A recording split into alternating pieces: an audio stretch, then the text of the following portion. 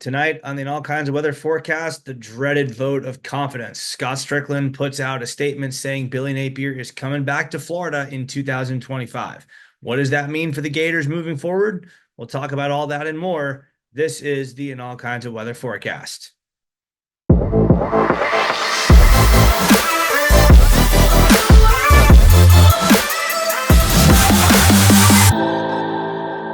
Welcome back to the All Kinds of Weather forecast. I'm your host tonight, Neil Schulman, riding solo. You can follow me on Twitter and Instagram at All Kinds Weather. Before we go any further, please like, subscribe, comment, tell your friends, give us a 5-star rating, a nice review on Apple Podcasts, all that good stuff that really helps us out. We definitely appreciate it.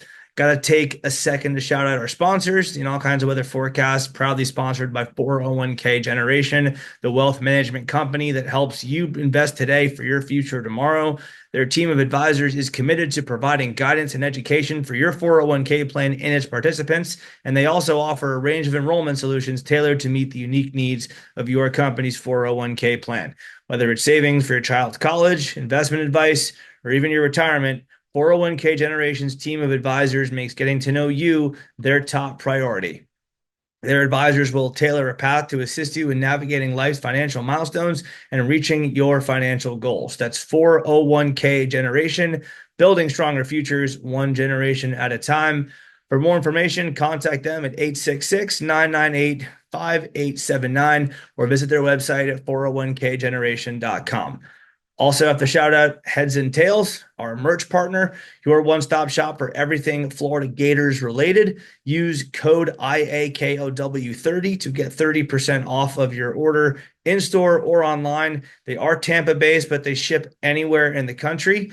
That code, again, that's IAKOW30. That code is good for the duration of the football season. So go ahead and get your order in now at theheadsandtails.com, or if you're in or near the Tampa area, go ahead and stop by their store and check them out for yourself. All right, time to get into the crux of the episode tonight. Very somber one, I guess. We have to just call it like it is. That's the motto of the All Kinds of Weather forecast. We keep it respectful, but we keep it real, and it's going to get real tonight. I was prepared to host a solo show about the Florida-Texas game this weekend, a game we were all looking forward to as a battle of two of the elite blue blood flagship state programs in the country, but that kind of has to fall by the wayside tonight because of the big news of the day, which is that one of those two programs involved in that battle that we've been looking forward to all summer long has openly admitted to its refusal to live up to that billing. So today we'll walk through a few basic questions. Number one, how devastating exactly is this news? 2, how did we get here? And 3, where do we go from here? And what do we do now?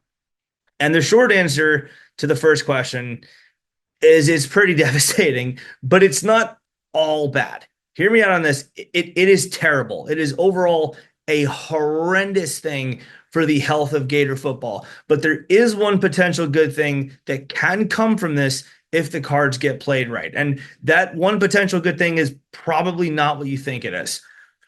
The long answer is a bit more complicated, of course. I just went through the premise of it. It is terrible news for this program that Billy Napier is going to be back in 2025. Scott Stricklin giving him the dreaded vote of confidence after he goes dark mode on social media for, I think it's been 4 months or so, since June, since he retweeted something about Gator baseball. But it's more complex than it seems on the surface. And I've been debating exactly where to go with my analysis and my thoughts for this show ever since that text came in this morning.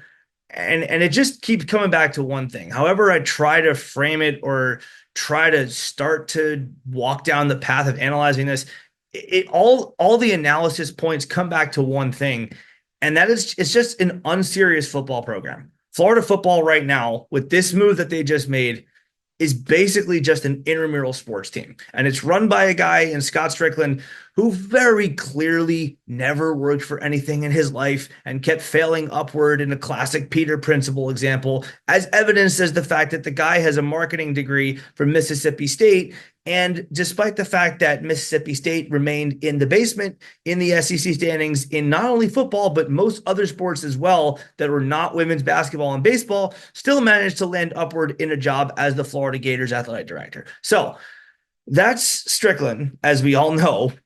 Scott Stricklin sucks is clearly not a fresh observation here. We've been talking ad nauseum about the various shortcomings that he is responsible for, not the least of which is his refusal to go out and sell the idea of NIL to the older generation of boosters that just naturally isn't on board. It's not an easy sell for anyone to tell someone who's just I love college football for the love of the game, for the players who love the logo type of fans. But other athletic directors have managed to somehow overcome that and do it.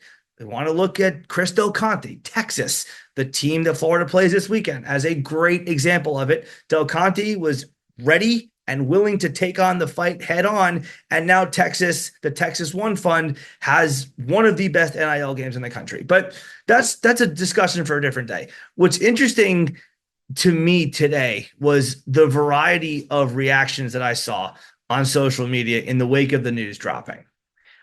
I took a psychology class in college. I'm by no means an expert in the field. I took one class, but it was interesting to me. So I did well in that class and learned a lot. And one of the lessons in there was in dealing with grief. Different people grieve very differently. And there are very different tactics that different individuals can deploy when they are stricken with grief. And they aren't always rational or even physically possible. I'm sure a lot of us have heard about the Kubler-Ross model, or the 5 stages of grief, is more colloquially known as denial, anger, bargaining, depression, and acceptance. And I've seen different fans react with components of all 5. Some of them just in denial, which means they outright don't believe that statement. It's just a recruiting tactic. That recruiting class is in shambles. We have to do something to get it back in the top 50.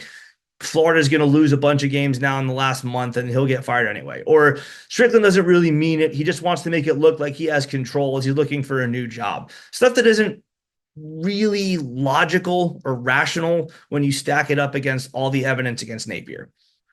So that's stage 1. Stage 2, anger. Some fans have just been pissed. That's honestly where I was in the immediate aftermath of learning of this news. Other fans are still there. And that's probably one of the more logical takes to have with this kind of news, because fans do spend thousands of dollars, if not tens of thousands of dollars a year on game tickets, merchandise, Florida Victorious, travel, et cetera, et cetera, et cetera. They want some kind of return on their investment that's better than, I don't know, a losing season 4 straight years. So I get that. That makes a lot of sense to me.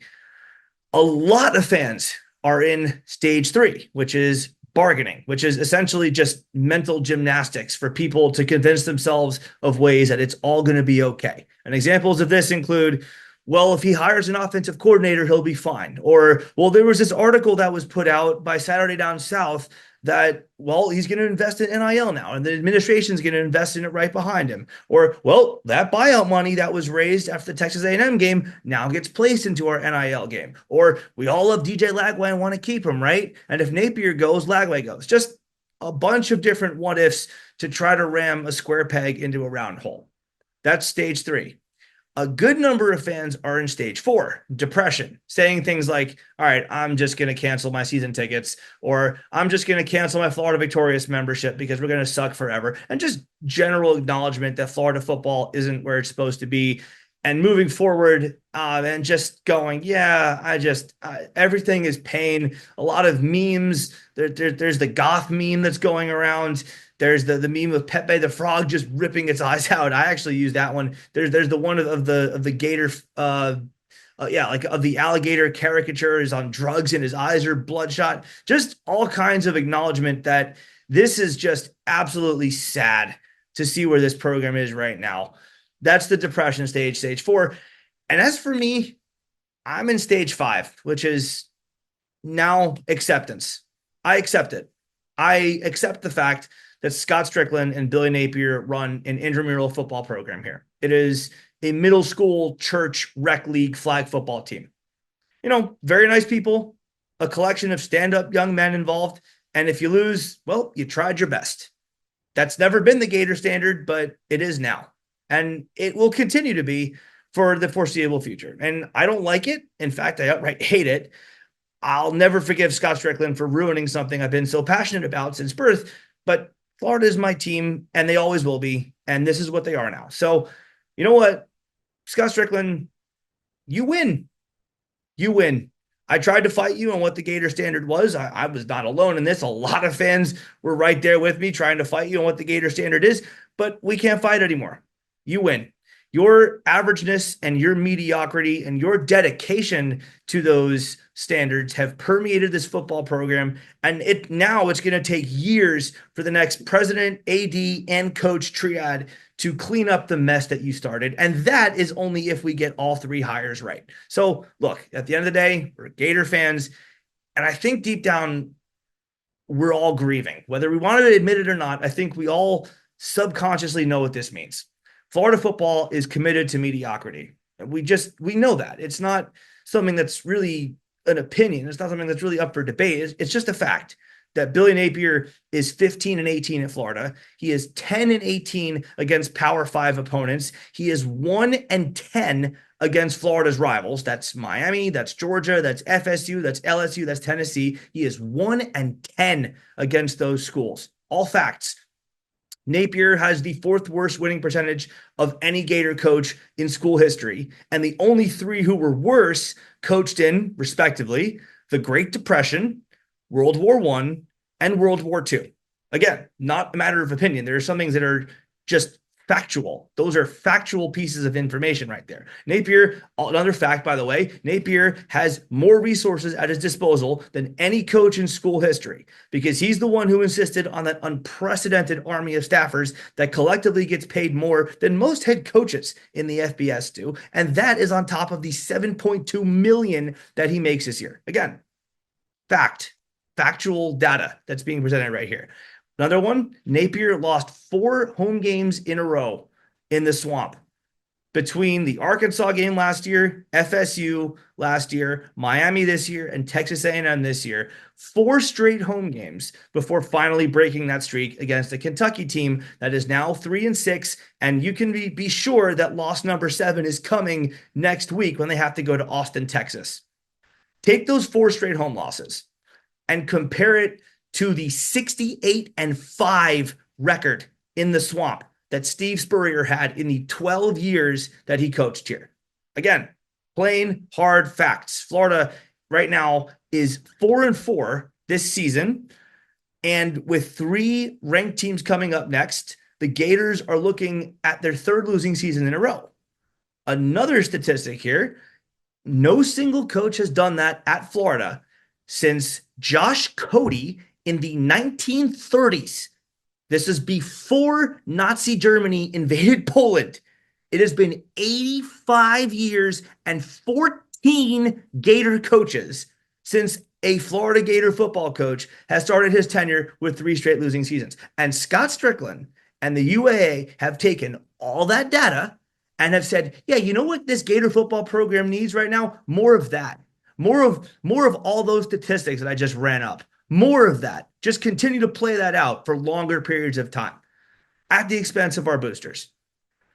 So again, it's not defensible. It's not excusable. It's not justifiable. Any excuse or attempt to rationalize this is all just part of the grief process. We need to recognize this, learn to detect the grief in real time, understand what it can look like in the various forms it can take, and even catch ourselves so we don't do it. And the most common form of disagreement that I've seen is stage 3. The most common form of grief that I've seen is stage 3, the bargaining. And I will say I have seen some very clever mental gymnastics routines on here. Most of them were spawned to life as a result of either an On3 article, actually, really more accurately, a pair of On3 articles. And in the minds of some fans, the gears started turning and the pieces of the puzzle started getting put together. Kind of like Charlie Day and It's Always Sunny in Philadelphia. That meme where he puts together a chart. Actually, no, even better, Alan in The Hangover at the casino table where all these complex math equations and theorems and formulas begin crawling together all over the screen in this non-diegetic fashion to let everyone know how much brain activity is taking place there. And so in these fans, the what ifs began to fly. What if Napier hires an offensive coordinator? What if he gets real NIL buy-in from Florida for once? What if we go hit the jackpot in the portal? What if keeping Napier is guaranteed to keep DJ Lagway? Don't you want another year of this phenomenally talented kid? What if Napier bolsters the strength and conditioning program this offseason? Like for reals. What if Napier finally manages to employ a top 50 defense in the country for the first time in 4 seasons next year? Yeah. What about all these things? Well, what about it? Those things are all going to help Florida. Are you against it? Well, here's the answer. Yes, I agree that all those things are going to help. Florida Victorious right now is in shambles because people on social media have been posting screenshots of their cancellations left and right. You can go into my replies. You can go onto Nick De La Torre's replies. You can go onto some of the Gator country threads. There are screenshots galore of people canceling their memberships and getting those cancellation emails. Having said that, Florida has also already raised $25.6 million for Billy Napier's buyout. And they can essentially now use that, or at least a third of it, to go big in the transfer portal and get a big name offensive coordinator, which is great. Honestly, I think that is great. I think that that will help. I cannot sit here and tell you that it won't. Florida Victorious may be losing members, but the dollars that they're losing from these $25, $50 a month people are going to be replenished and then some by the big time booster dollars that are being reallocated from Napier's buyout.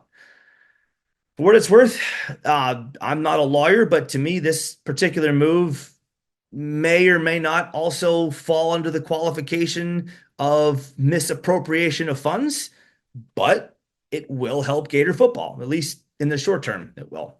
But just as there are two sides to the NIL money coin, there are two sides to the big picture coin as well. Billy Napier might be getting some help, and he will be. I have it on good authority that there are changes coming, but he's still Billy Napier. He might make changes. There might be changes being made around him, whether he likes them or not. But he is still the same incompetent bozo who sold himself on being so detail-oriented and then losing not one but 2 different games because his field goal team could not correctly substitute onto the field, and then losing a 3rd football game on top of it because 2 guys took the field with the same jersey number.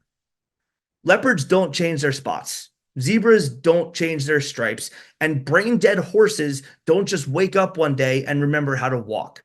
And if the plan truly is to bring back Napier and give him more support, you're essentially just giving the brain-dead horse a wheelchair. Like, okay, cool. You gave it a wheelchair. That fixes the movement problem. You still haven't fixed the lack of brain activity problem. You haven't fixed the issue that there is nothing within the confines of that horse's DNA makeup that can orchestrate that movement. It has a means of moving now. It just doesn't have the capability to use that means, because the larger point is this. Florida might have beaten Tennessee if someone else was calling the plays. Florida might have beaten Arkansas last year if they'd hired a special teams coach that ordered the special teams unit to run the fire drill over and over and over again in the spring, summer, and fall until they could all do it in their sleep. Florida might have beaten LSU last year if they'd given up less than 702 yards of total offense. Florida might have beaten Kentucky last year if they had a legitimate strength and conditioning program.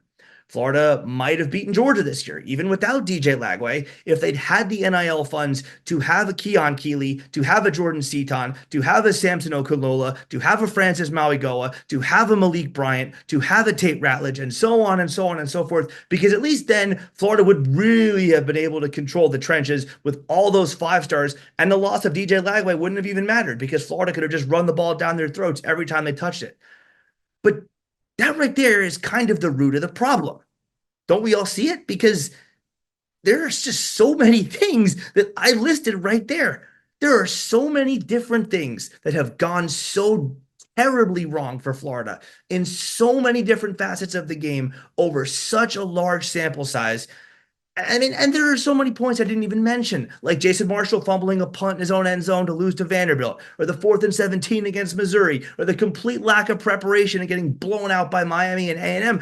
More bad play calls against FSU in each of the last 2 years. What is the constant here? It is Billy Napier. He is the constant in all of this. And it has happened across 3 different seasons. Not one, not two, but 3. And so the issue here is really fourfold. One, if it takes a coach 3 years to get his first clue that he's not doing a good job and that he might need to make changes, that coach probably shouldn't be here. 2, if a coach needs to be told he has to do these things as a condition to stay, then he definitely shouldn't be here. 3, if it takes 3 years of these problems all playing themselves out on a continuous loop for an athletic association to first detect them and then do anything to address them, that administration absolutely shouldn't be here. And number 4, if the athletic department needs to take money that was specifically given with the purposes of paying for a coach's buyout and redirecting it to be put to use for all these crutches in place for this coach, who, by the way, again, has the worst record of any Florida coach since World War II, not only should the people behind these actions be barred from ever working in organized athletics again, it also toes the border of a legal term called misleading the shareholders. Another good term is fraud. Yes, that's an Office reference there. Ryan started the fire. But the larger point behind any and all of that is not to legitimately accuse Scott Stricklin or the board of trustees or anyone like that from committing illegal activity. Although I will say it would not stun me if they did. But that's not the claim here. There's zero evidence of that. There's zero evidence that they're guilty of breaking any law. They are very much guilty, however, of breaking all sorts of codes of ethics within the athletic director booster relationship code, not the least of which is convincing the rich people whose support that he really needs that things are perfectly okay, which, again, with one glance at Billy Napier's record, they're absolutely not.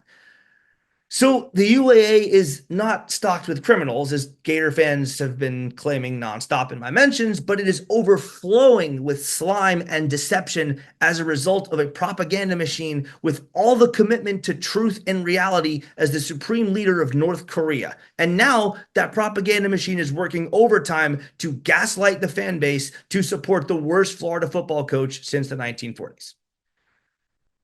The last 2 and 2/3 seasons have been exhausting. I have pointed out the issues from a football standpoint over and over and over again from the very first game Napier coached, and everyone was celebrating, myself included, by the way. I was happy. I was thrilled with that Utah win. But from that very first game, when he took an unnecessary risk that he got bailed out of by bleeding the clock all the way down and then burning a timeout before a 4th and short on the Gators' last drive of the game against Utah. And ever since then, there's just been a never-ending avalanche of things that just keep going wrong. And at some point, it's just who you are, and you have to accept it. Napier is a loser. His record says it. He has lost more games than he has won, and he will probably lose again this weekend. And if he's going to be here, you might as well just buckle up and get ready for more of it, because as long as he's here, things are just not going to change. I'm not interested in hearing these mental gymnastics routines that I was talking about earlier that these fans have been deploying, such as the talent upgrade. I'm not interested in hearing about the upgrading of the talent. We heard that coming into this year. How did that work out? Well, we got DJ Douglas, such a physical tackler. Lie. We got Joey Slackman. The defensive line is going to be elite this year. No. We got Braden Crenshaw-Dixon. The offensive line this year is finally going to be a championship level line. False. We got Asa Turner, championship game experience at Washington. Safeties are going to be special. Wrong. How about Napier's loss to Vandy in year 1? Did Florida, by the way, lose that game because of a talent disparity? That Florida was less talented than Vanderbilt? Because I don't think that was the case. How about 2-6 Arkansas team last year? Did we lose that game because we weren't talented enough too? How about the near disaster against South Florida in 2022 when they finished 1-11 that year? Was that also a talent issue? How about Kentucky the first 2 years? How about getting blown out by Miami? Canes are talented, sure. They're not so talented that they should come into our house and embarrass us by 4 touchdowns. No interest in hearing that. Nor am I interested in giving Billy Napier a play caller, because even if you do, even if you hire the right one and he does a good enough job, he will eventually leave for a head job somewhere or another job in the NFL. And then the administration is going to be right back where it started, having to do Napier's job for him again and hire the next OC, and so on and so forth. Not to mention, again, if your head coach has to have other people making these moves for him, he should not be the head coach in the first place. And then there's still the additional problem that I don't trust Napier to actually take his hands off the wheel on the offense and let the OC do his job, or actually pick an OC that runs an offense that's appreciably different from his. I'm not interested in Napier making more staff changes. What are you going to do? Fire your entire defensive staff again for the second year in a row? It didn't work the first time he did it. Why in the hell am I supposed to believe it'll work now? 81st in total defense this year after you got the right guys on your staff. 62nd in the country in yards per play after you got the right guys on your staff. Oh, well, this time we're going to fire Ron Roberts and Austin Armstrong too. They've been the problem all along, right?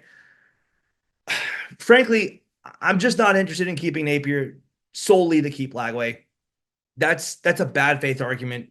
Even if you throw out the doomsday scenario of Lagway not being healthy, you just can't justify keeping a coach in order to keep a player. As talented and as special as that player might be, you just don't do it. Because if the SOPs that the coach has in place are so ineffective and lead to so many different games going against you, or more accurately, if he just doesn't have any SOPs at all in place, it doesn't do any good, because Napier will find ways to overcome the benefit of having a 5-star talent at QB and continue to lose games just as he had done for the last 3 seasons. Now, it won't be quite as easy for him to do with more support in place, but I have full faith in Napier's ability to snatch defeat from the jaws of victory, because that's what he has done in 18 different instances in the first 33 games he has coached at Florida. Not to mention that I don't even believe that's a thing. I don't believe for a second that the right coach like Lane Kiffin plus enough NIL money would not be able to keep Lagway here. But that's beside the point. And frankly, I don't even care that the team has made improvements this season. I really, really don't. It's too little, too late.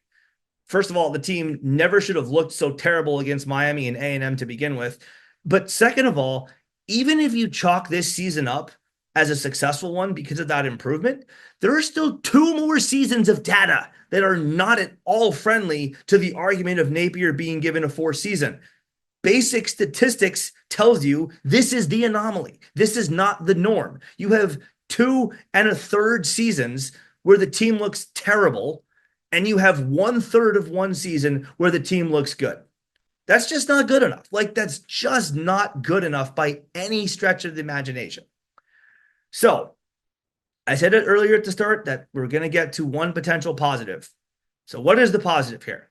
I know I just ran through a lot of negativity, as the rainbow and sunshine crowd calls it. But I said there's a potential positive. So what is it? Well, if Florida actually does buy in and give Billy Napier all the support in the NIL game, it can at least make the Florida program look serious. It will at least send the message across the country that the program is buying into football. Even if it's forced, it does tell people across the country that this is a legitimate operation. People like, I don't know, the next AD or the next potential football coach. This kind of stuff has to get ironed out one way or another, whether Scott Stricklin or Billy Napier are here or not. And while I still say that Florida would be in exponentially better shape if it has people behind the curtain running the operations this way because they genuinely want to, versus them being forced to do so as a prerequisite for them keeping their jobs, it could at least pass the eye test for the next wave of people in positions of power who do carry those genuinely pro-NIL beliefs to step into their new jobs, realize the obvious shortcomings that come with people doing their jobs before them doing so because they were forced to, as opposed to because they wanted to, and it was their initiative to do so, to patch up the holes and get the operation running much more seamlessly, much more quickly. And I know that this is all very bleak. I know this is all very frustrating. I'm frustrated. As I said earlier, this is essentially a day of grieving and of mourning.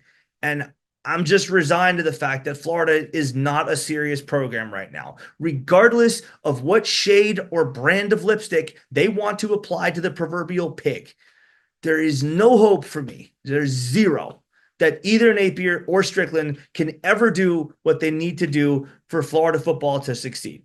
If they do these things because they're forced to, then they're not really the ones who are doing it, are they? Like again, that's just not good enough. But as I said, if we can modernize our football SOPs for a program to compete in the 2020s, it does then make the whole operation process a lot easier for the next array of people who step into those offices to get the program back to where it needs to be. And until then, just hang on, buckle up, get ready. Gator basketball looks really good, beating what I think is a very underrated South Florida team that has a good amount of length for an American team. Gator baseball looks like it's somehow going to lose its greatest player of all time in Jack Caglione and somehow be even better this year. And Gator softball looks poised for another run to Oklahoma City. So that's all good. Those are revenue sports. And if I've learned anything from 30 years of watching college football, is that things are by nature cyclical. What goes up must come down.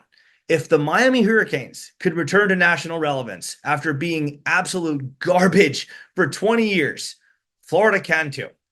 The Gators will be back one day. That day is not going to come with either Stricklin or Napier on the University of Florida's payroll, but that day will come before the end of time.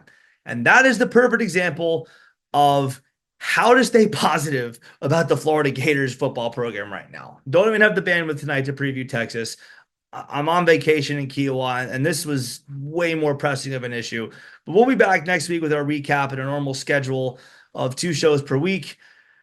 Until then, like, subscribe, all that good stuff. And in all kinds of weather, we all stay together. Here is to those dark clouds parting one day soon.